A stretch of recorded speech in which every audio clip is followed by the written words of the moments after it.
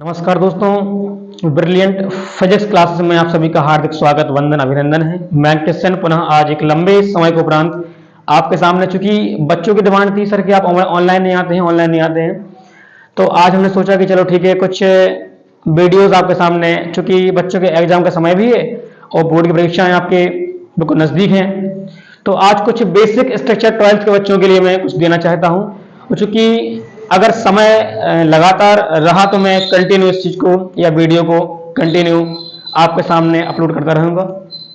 आज चूंकि इंटर का जो फर्स्ट पार्ट आपका है फिजिक्स भौतिक विज्ञान का, वैद्युत आवेश एवं वैद्युत क्षेत्र, electric charge and electric field, आज कुछ उसके बारे में बेसिक स्ट्रक्चर के बारे में अध्ययन करेंगे। आशा करता हूं कि आप लोग बढ़िया मेहनत करेंगे और अच्छे औसतन अंक से आप पास होंगे। देखिए बेटा, क्या हुआ कि जो वैद्युत आवेश है आपका, अच्छा पहली चीज ये है कि जो आवेश का जो सिद्धांत है जिसको हम बोलते हैं कूलाम का नियम या व्युत्क्रम वर्ग का नियम, जो आवेश का नियम है जिसको हम कूलाम का नियम बोलते हैं,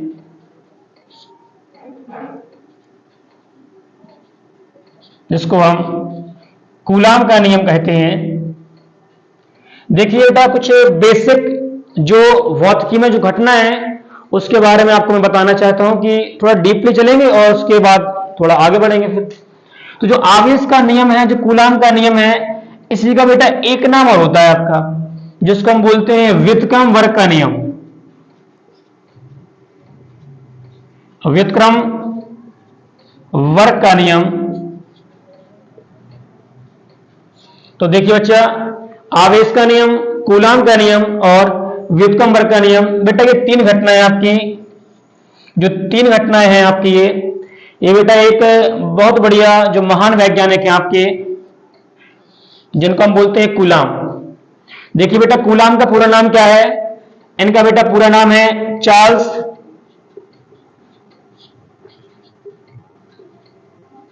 ऑगस्टिन डे कूलाम।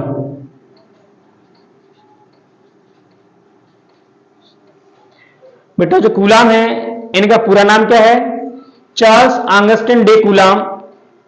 बेटा इनका जन्म देखिए आप, इनका जो जन्म है वो आपका 14 जून 1736 में हुआ था।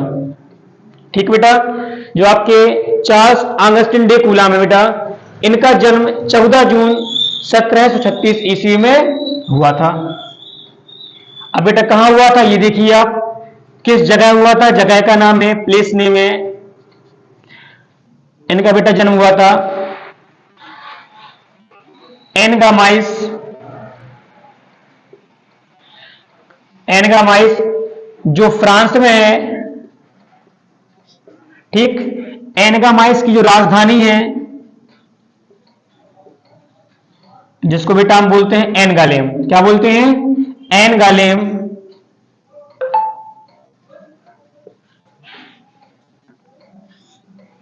ठीक, तो वहां इनका जन्म हुआ था,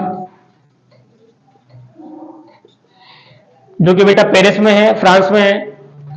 तो यह बेटा यहां देखिए आप, जो आवेश का नियम, कूलाम का नियम और जो व्युत्क्रम वर्ग का नियम है, तो बेटा ये कौन बताए थे आपको? ये थे Charles Augustin day coulomb. Coulomb का पूरा फुल फॉर्म होता है, नाम होता है। जन्म इनका कब हुआ था? जन्म इनका 14 जून 1736 ईस्वी में। जगह कहां हुआ था? एनगामाइस। जो एनगामाइस है एक प्लेस का नाम है जो फ्रांस में पड़ता है। तो इनका जन्म एनगामाइस, फ्रांस, जो फ्रांस में पड़ता है, उसकी राजधानी एनगालेम में हुआ था। बेटा इनकी शिक्षा वगैरह देखिए आप, इनकी जो शिक्षा के बारे में अगर उल्लेख करें अगर हम, तो बेटा इन्होंने जो पेरिस में एक स्कूल है, पेरिस में एक विद्यालय है, या था मान लो, पता नहीं है कुछ, तो पेरिस में एक विद्यालय था जिसको बोलते हैं मजारीन। तो पेरिस में एक विद्यालय था जिसको बोलते हैं मजारीन, वहां से इन्होंने अपनी शिक्षा प्राप्त की थी। और बेटा देखिए क्या हुआ कि इन्होंने जो फर्स्ट प्रयोग किया था, इनका जो फर्स्ट प्रयोग था वो था बेटा ऐंठन तुला।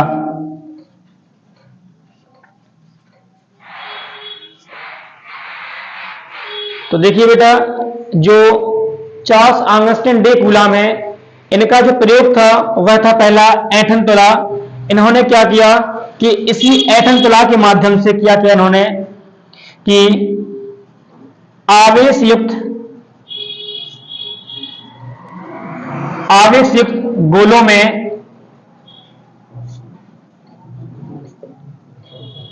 देखिए बेटा इन्होंने अपने प्रयोग में क्या किया कि जो ऐंठन तुला है, जिससे इन्होंने आवेश युक्त गोलों में आकर्षण एवं प्रतिकर्षण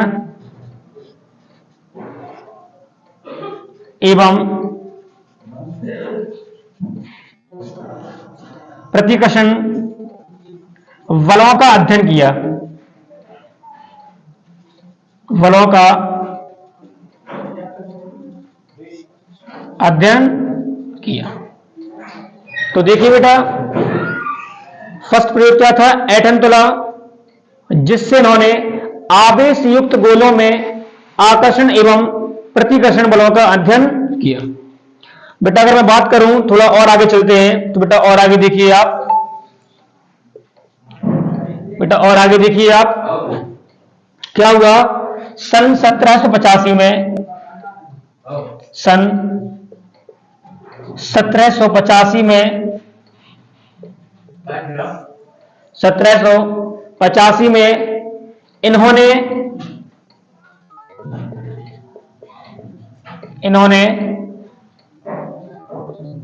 वैद्युत के लिए एक व्युत्क्रम वर्ग का नियम दिया।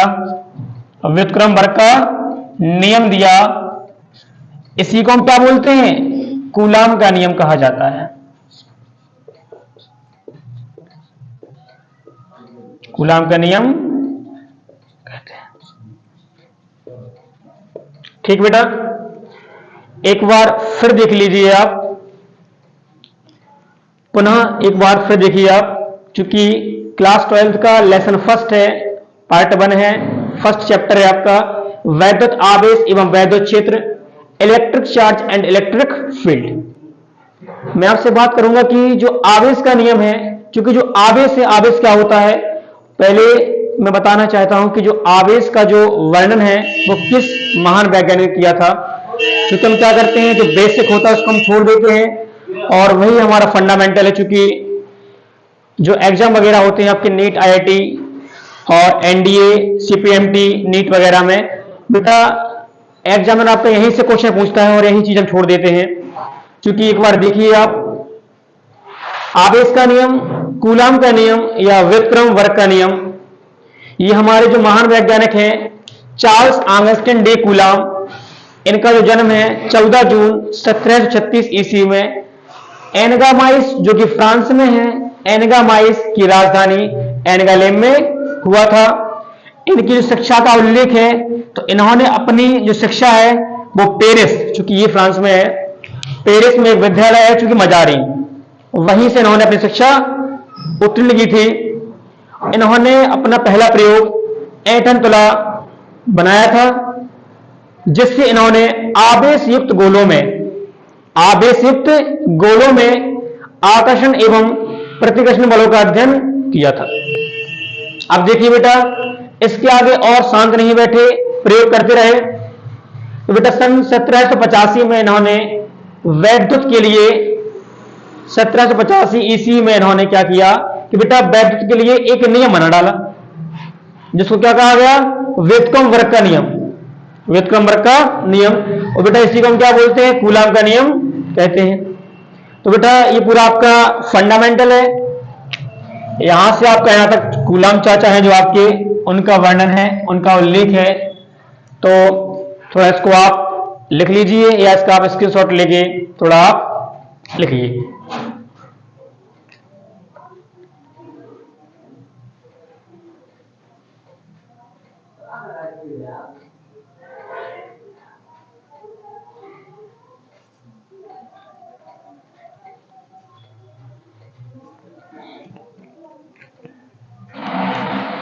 तो बेटा साफ करते हैं इसको और आगे बढ़ते हैं। चलिए देखिए बेटा, अगर आपको एक बार में नहीं है तो वीडियो को आप पीछे कर सकते हैं और आप पुनः देख सकते हैं वीडियो को, इसमें कोई संदेह नहीं है।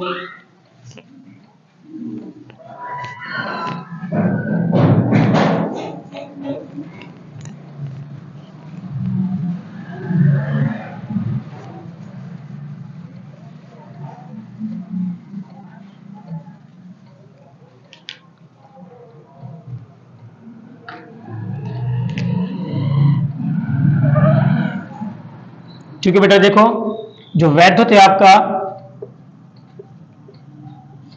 जो आपका वैद्युत है जिसको हम बोलते हैं इलेक्ट्रिसिटी, क्या बोलते हैं, इलेक्ट्रिसिटी। तो देखिए बेटा, आपने कुछ अनुभव किया होगा वैद्युत क्या होता। तो बेटा आपने कुछ अनुभव किया होगा सर्दी के मौसम में क्या होता है।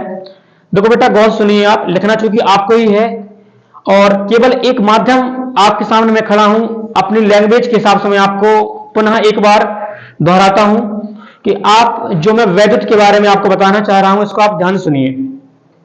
देखिए बेटा, क्या होता है कि जब सर्दी का मौसम होता है तो जो हम स्वेटर वगैरह पहनते हैं उनके, तो कभी कभी बेटा में ऐसा अनुभव होता है कि जैसे हम उतारते हैं उसको, जैकेट वगैरह पहनते हैं हम, तो जब उनको हम अपने शरीर से बाहर निकालते हैं तो क्या होता है कि हमें कुछ चट चट की आवाज आती है। सभी ने देखा होगा कि हमें कुछ चट चट की आवाज आती है। कभी कभी क्या होता है कि चिंगारी सी भी प्रतीत होती है, ये सभी ने देखा होगा। तो बेटा क्या होता है कि जब हम जो ऊनी वस्त्र होते हैं या जो स्वेटर वगैरह होते हैं, जैकेट वगैरह होती हैं, तो बेटा जब इनको हम उतारते हैं तो बेटा इनमें कुछ चट चट की आवाज आती है, कभी कभी चिंगारी भी उत्पन्न होती है, ऐसा हमें प्रतीत होता है। चूंकि ऐसा होता भी है, चूंकि विद्युत का एक नियम है ये। बेटा कभी ऐसा भी होता है कि जब आप बस में सफर कर रहे हो तो बस में जो सीट होती है आपकी, जब सीट पे आप खिसकते हैं, जैसे आपकी जो बस है और बस में यहाँ जो हत्थे लगे होते हैं पकड़ने के लिए आपके लिए कि आप उसको आसानी से पकड़ सकें, तो बेटा जहां आप बस में बैठते हैं और आप जगह को रिप्लेस करते हैं, आप खिसकते हैं, तो बेटा वहां पकड़ने के लिए कुंदा लगा होता है, तो आप उस कुंदे को पकड़ते हैं और जब आप कार के या बस के दरवाजे को आप खोलते हैं तो बेटा आपको झटका महसूस होता है या नहीं होता है। तो बेटा आपको झटका महसूस होता है और वह सब किसके अकॉर्डिंग होता है, वैद्युत।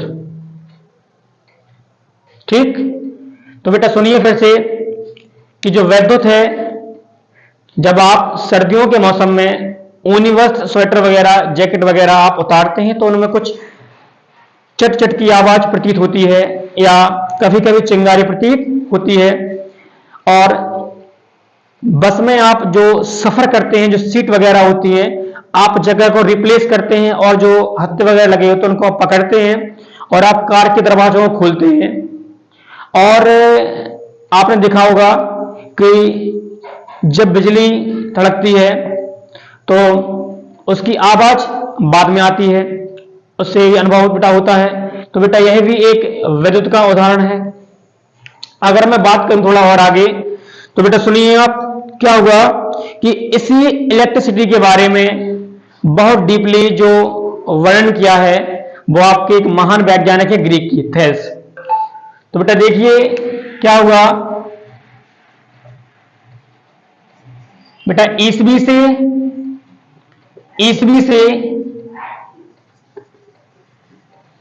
साफ नहीं हो रहा, ईसवी से बेटा 600 वर्ष पूर्व, ईसवी से बेटा 600 वर्ष पूर्व, बेटा एक देश है, ग्रीक देश है, जो ग्रीक की राजधानी क्या है, एथेंस, सभी को पता होगा बेटा, चूंकि ग्रीक देश है, इसको हम बोलते हैं यूनान, सभी ने सुना होगा। क्योंकि बेटा ईसवी से 600 वर्ष पूर्व ग्रीक देश के, बेटा ग्रीक एक देश है और यहां के एक प्रसिद्ध दार्शनिक हुए, प्रसिद्ध दार्शनिक हुए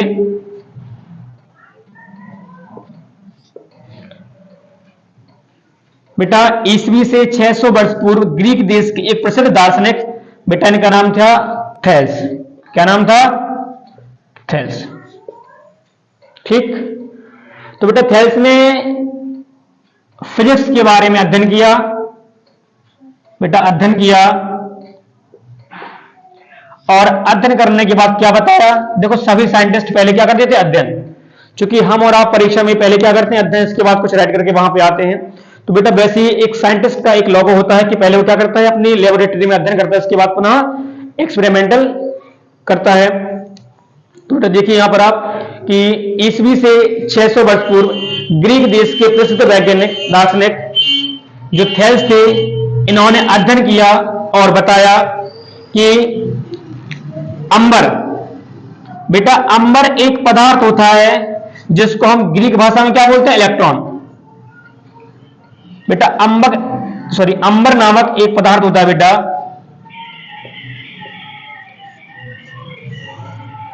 बेटा अंबर नामक एक पदार्थ होता है जिसको हम ग्रीक भाषा में क्या बोलते हैं? इलेक्ट्रॉन। जिसको हम ग्रीक भाषा में क्या बोलते हैं? इलेक्ट्रॉन। क्या बोलते हैं बेटा? इलेक्ट्रॉन।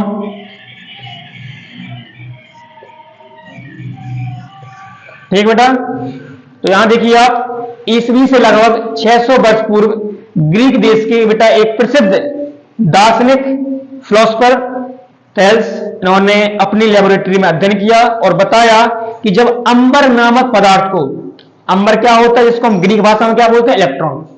तो बेटा जब अंबर नामक पदार्थ को रगड़ते हैं कैसे? ऊन से। रगड़ते हैं कैसे? ऊन से या फ्लालेन से।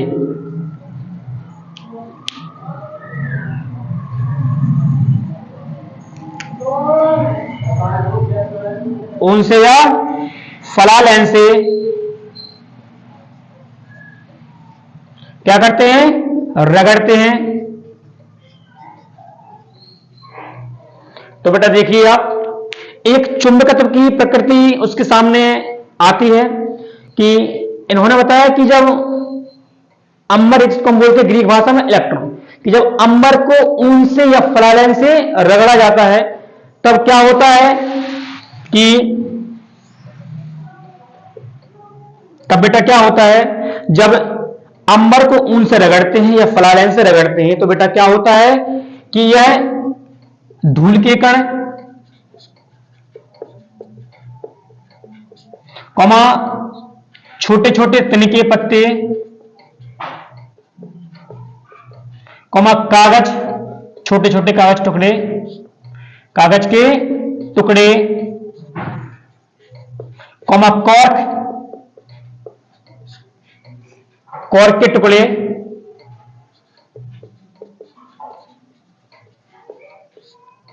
तो देखिए बेटा क्या बताया अध्ययन करने के उपरांत कि बेटा जो रगड़ने के बाद जो क्रिया होती है, यह क्या करता है? जो अंबर होता है जिसको ऊन और फ्लालेन से हम रगड़ते हैं तो क्या होता है बेटा? यह धूल के कण, कौमा छोटे छोटे पत्ते, कागज के टुकड़े, कॉर्क के टुकड़े, कौमा पंखों, बेटा वो वाला पंख है नहीं, छोटे वाले जो पंख होते हैं, पक्षियों के पंख होते हैं, उन्हीं की बात कर रहा हूं मैं, पंखों इत्यादि को क्या करते हैं? अपनी ओर आकर्षित। क्या करते हैं बेटा? देखो बेटा आकर्षित करते हैं। क्या करते हैं? आकर्षित करते हैं। बेटा ये नियम बताए थे। तो इन्होंने क्या बताया कि ईसवी से 600 वर्ष पूर्व ग्रीक देश के प्रसिद्ध दार्शनिक थेल्स, इन्होंने अपनी लेबोरेटरी में अध्ययन किया और बताया कि अंबर होता है ग्रीक भाषा में बोलते हैं इलेक्ट्रॉन। क्या बोलते हैं? इलेक्ट्रॉन। कि जब इलेक्ट्रॉन को या अंबर को ऊन या फ्लालेन से रगड़ा जाता है तो वह धूल के कण, छोटे छोटे पत्ते, कागज के टुकड़े, कॉर्क के टुकड़े, कौमा पंखों, जो पक्षियों के पंख वगैरह होते हैं, तो पंखों इत्यादि वस्तुओं को अपनी ओर क्या करता है, आकर्षित, खींचता है, अपनी ओर करता है, लेकिन पूर्णतः ये नियम को आगे नहीं बता पाए।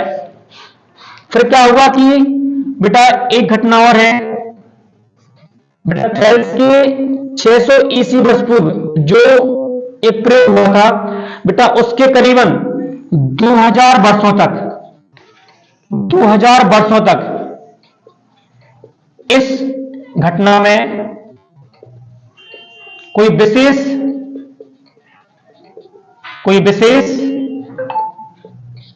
उत्पत्ति नहीं हुई बेटा।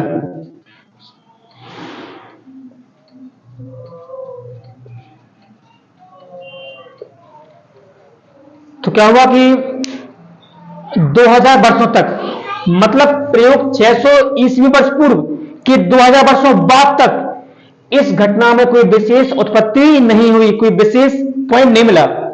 लेकिन क्या हुआ कि सन 1600 ईस्वी में बेटा इंग्लैंड के महान वैज्ञानिक,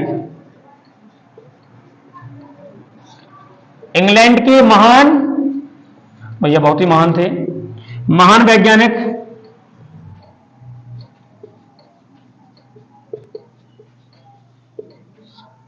डॉक्टर गिलबर्ट या गिलबर्ट। तो बेटा 2000 वर्षों तक कोई विशेष प्रगति नहीं हुई। क्या हुआ कि सन 1600 ईस्वी में इंग्लैंड के महान वैज्ञानिक डॉक्टर गिलबर्ट ने बताया, देखिए बेटा, थेल्स केवल क्या कहे थे, थेल्स ने केवल इतना कहा था कि अंबर को, केवल अंबर को ही, ये थेल्स चाचा बताए थे कि केवल अंबर को ही ऊन या फलालैन से रगड़ने पर वह इन कणों को, धूल के कण, पत्तों, कागज के टुकड़ों, कॉर्क के टुकड़ों, पंखों इत्यादि को अपनी ओर क्या करता है, आकर्षित करता है। ये केवल किसने कहा था, थेल्स ने। थेल्स ने बेटा केवल एक अंबर को ही एक ऐसा पॉइंट बताया कि अंबर ही केवल एक ऐसा पदार्थ है, लेकिन नहीं, ऐसा नहीं हुआ। 1600 ईस्वी में जो इंग्लैंड के महान वैज्ञानिक आए डॉक्टर गिलबर्ट, उन्होंने कहा बेटा थेल्स ऐसी कोई बात नहीं है, आप जो बोल रहे हैं वो सही है, लेकिन आपके पॉइंट के हिसाब से कुछ पदार्थ और भी हैं, ऐसा नहीं कि अंबर ही है, कुछ पदार्थ और भी हैं, जैसे कांच गंधक भी है। तो बेटा थेल्स केवल अंबर के लिए बताए थे, लेकिन जब बात आती है किसकी, डॉक्टर गिलबर्ट की, तो डॉक्टर गिलबर्ट ने बताया कि ऐसा नहीं है, अंबर के अलावा बेटा और भी ऐसे पदार्थ हैं, जैसे हम बात करें कांच गंधक,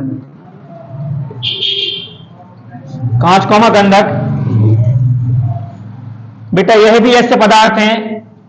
तो कौन बताए थे, सन 1600 ईस्वी में इंग्लैंड के महान वैज्ञानिक डॉक्टर गिलबर्ट बताए थे कि अंबर ही नहीं, मतलब अंबर तो है ही, लेकिन अंबर ही नहीं, उसके अलावा अंबर ही नहीं, क्या बताए थे कि केवल अंबर ही नहीं, अंबर के अलावा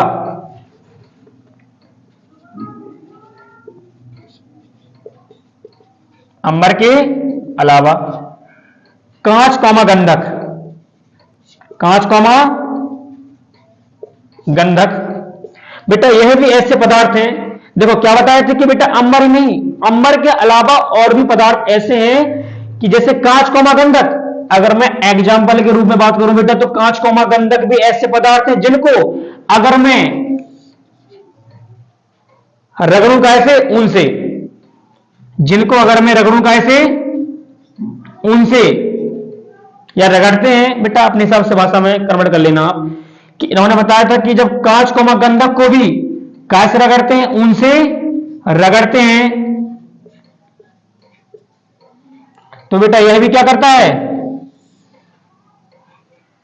क्या बताए थे कि बेटा जब कांच गंधक को भी ऊन से रगड़ते हैं तो यह भी धूल के कण, छोटे छोटे पत्ते, कागज के टुकड़े, कॉर्क के टुकड़े, पंखों इत्यादि कणों को क्या करता है, अपनी ओर आकर्षित करता है।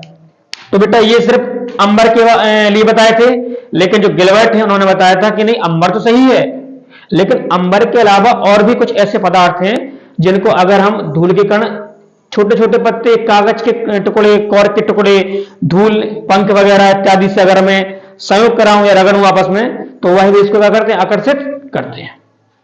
अर्थात पदार्थों के, अर्थात बेटा थोड़ी यहां पे आ जाइए, थोड़ी जगह कम पड़ रही है बोर्ड के हिसाब से।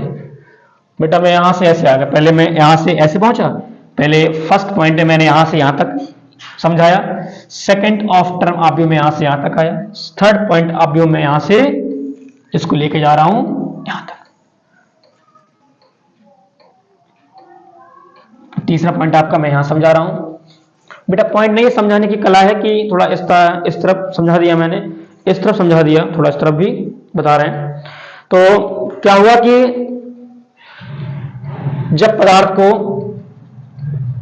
जब बेटा एक पदार्थ को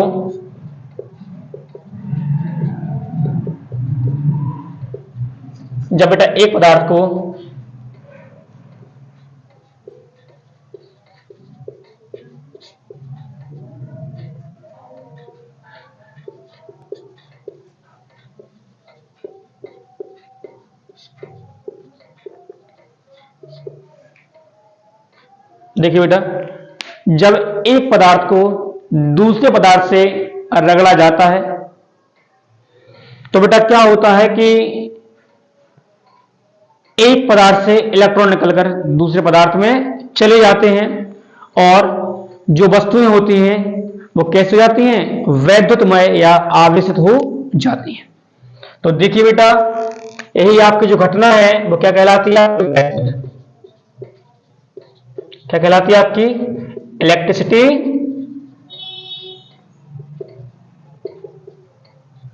कहलाती है आपकी।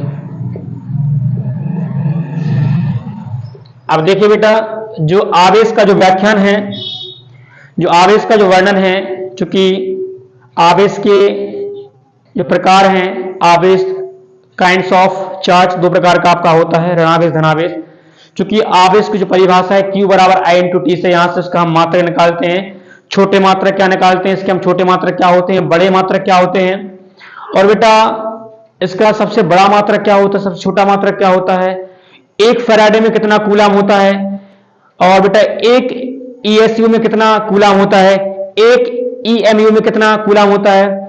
तो बेटा आपको परेशान नहीं होना है, इसके करीबन 6 मात्रक आपके निकलते हैं, 2 मात्रक आपके बेटा MKS या SI प्रणाली में होते हैं, और 2 मात्रक बेटा इसके आपके CGS प्रणाली में होते हैं, और बेटा 2 मात्रक इसके और होते हैं, चूंकि एक होता है फैराडे, एक होता है EMU। ये बेटा किसी भी पद्धति में नहीं होते हैं, लेकिन बेटा इसको पढ़ना है आपको, ये किसी भी पद्धति में नहीं होते हैं, लेकिन बेटा इनको आपको पढ़ना है, चूंकि फैराडे ही आवेश का सबसे बड़ा मात्रक होता है, और एक ESU जो होता है, ESU जिसको बोलते हैं इलेक्ट्रोस्टैटिक यूनिट, बेटा यही आपका सबसे छोटा मात्रक आवेश का होता है। तो बेटा आज के लिए केवल इतना ही, और आपको अगर समझ में एक बार में नहीं आया बेटा तो फिर सुन लीजिए एक बार, कि जो वैद्युत है, क्या हुआ कि ईसवी से 600 वर्ष पूर्व ग्रीक देश के एक प्रसिद्ध दार्शनिक हैं, उनका नाम था थेल्स। इन्होंने अपनी लेबोरेटरी में अध्ययन किया और बताया कि जो एक पदार्थ है अंबर, इसको हम ग्रीक भाषा में क्या बोलते हैं, इलेक्ट्रॉन, कि जो अंबर नामक पदार्थ होता है, जब इसको हम रगड़ते हैं, किससे, ऊनिया फलालेन से रगड़ते हैं, तो क्या होता है, यह धूल के कण छोटे छोटे पत्तों, कागज के टुकड़े, कॉर्क के टुकड़े, पंखों इत्यादि को अपनी ओर क्या करता है, खींचता है, बुलाता है भैया कि आ जाओ, ठीक, क्या करता है, आकर्षित करता है। अब क्या हुआ कि घटना यहां पर रुक गई, कोई विशेष प्रगति नहीं हुई, लेकिन 2000 वर्षों तक इस घटना में कोई विशेष प्रगति नहीं हुई। अब जब प्रगति नहीं हुई तो भैया वैज्ञानिक पैदा ही नहीं हुए, या हुए होंगे तो भैया प्रयोग ना कर पाए होंगे। अब क्या हुआ कि सन 1600 ईस्वी में इंग्लैंड के महान वैज्ञानिक डॉक्टर गिलबर्ट ने बताया, चूंकि इंग्लैंड के थे और चूंकि महान तो थे, इन्होंने बताया कि नहीं बेटा अंबर या भैया थेल्स, आप जो बोल रहे हो वो गलत नहीं बोल रहे हो, लेकिन आपने केवल एक पदार्थ के लिए बात कही है, लेकिन ऐसा नहीं है, अंबर के अलावा कुछ और पदार्थ भी ऐसे हैं जैसे कांच को गंधक, अगर मैं इनको भी ऊन या फ्लालेन से रगड़ूं तो यह भी इन कणों को अपने ओर क्या करते हैं, खींचते हैं, आकर्षित करते हैं। अर्थात तीसरी में पॉइंट की बात करूं यहां पर, तो जब एक पदार्थ को दूसरे पदार्थ से रगड़ते हैं, जब एक पदार्थ को दूसरे पदार्थ से रगड़ा जाता है तो क्या होता है बेटा, एक पदार्थ से इलेक्ट्रॉन निकलकर दूसरे में चले जाते हैं, अर्थात वस्तु कैसी, वैद्युतमय हो जाती है। इसी को हम क्या बोलते हैं, इलेक्ट्रिसिटी कहते हैं। तो बेटा आज के लिए इतना ही, और बेटा लेते हैं क्लास से विदा। पुनः मिलते हैं कल नेक्स्ट वीडियो में। इसका जो पार्ट सेकंड है आवेश के लिए बेटा कल आपको पुनः इसी समय मिल जाएगा आपको। तो आज बेटा लेते हैं क्लास से विदा और मिलते हैं पुनः कल। जय हिंद, वंदे मातरम, भारत माता की जय।